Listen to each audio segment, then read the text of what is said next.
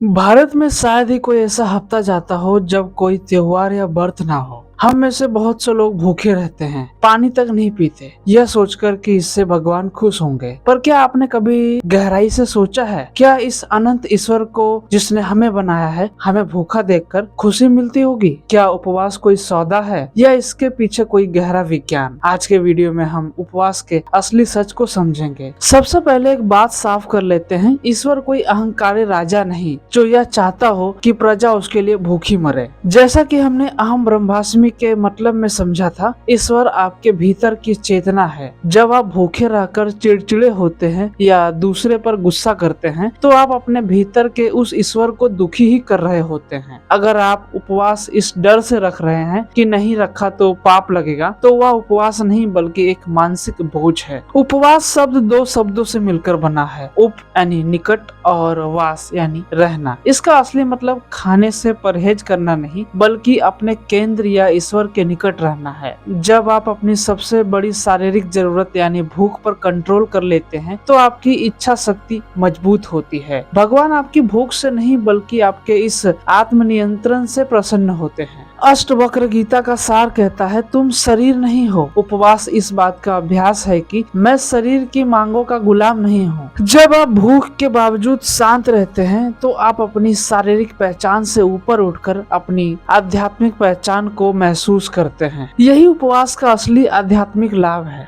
हमारे पूर्वज बहुत बुद्धिमान थे। उन्होंने उपवास को धर्म से इसलिए जोड़ा ताकि हम अनुशासन का पालन करें। रोज मशीन की तरह चलने वाले पेट को आराम देने के लिए उपवास जरूरी है। विज्ञान कहता है कि भूखे रहने पर शरीर अपनी खराब कोशिकाओं को खुद ही साफ करने लगता है, जिससे बीमारियां दूर होती है। तो तकनीकी रूप से उपवास से भगवान नहीं बल्कि आपका स्वास्थ्य खुश होता है। निष्कर्ष यह है कि सिर्फ पेट खाली रहना उपवास नहीं है। अगर पेट भूखा है पर मन बिरयानी में लगा है तो वह उपवास बेकार है। असली उपवास तो वो है जिसमें आपके विचार शुद्ध हो, आप किसी का बुरा ना सोचे और उस दिन आप खुद को थोड़ा और बेहतर बनाने की कोशिश करें, क्योंकि भगवान आपकी थाली नहीं आपकी नीयत देखते हैं।